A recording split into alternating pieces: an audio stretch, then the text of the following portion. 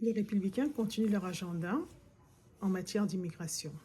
On en parle, vous n'oubliez pas de suivre cette page, de sauvegarder, de partager cette vidéo parce que ça pourrait aider quelqu'un d'autre, évidemment. N'oubliez pas, évidemment, de nous suivre sur d'autres plateformes. YouTube, Coloco Immigration, Instagram, Coloco Immigration, et puis, évidemment, si vous allez sur EndNote, ce sera Attorney Annick. Maintenant, on revient, on en parle, évidemment, de quoi s'agit-il?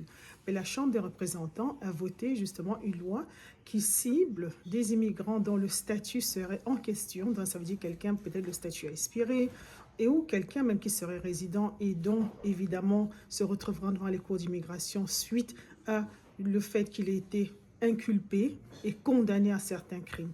Quels sont ces crimes? On en parle. Ce sont en particulier les crimes justement de violence conjugale, donc contre le partenaire de l'un ou de l'autre, évidemment. Ce sont également, pour certains d'entre eux, c'est par exemple quelqu'un qui a été aussi condamné à un crime sex, évidemment, contre une tierce personne, ça c'est très important. Quelqu'un également qui serait aussi condamné de V, vous comprenez un peu, ça, ce serait quelqu'un également qui serait affecté, ciblé par cette loi.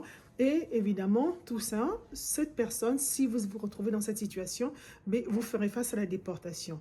Mais comme je disais tantôt, mais il y a une loi qui en fait, le codifie déjà. C'est-à-dire que ça existe déjà, mais les Républicains ont encore remis ça sur le tapis en disant que justement, ils veulent que des personnes qui ont été condamnées de certains crimes, ben, qui fassent justement face à la déportation automatiquement.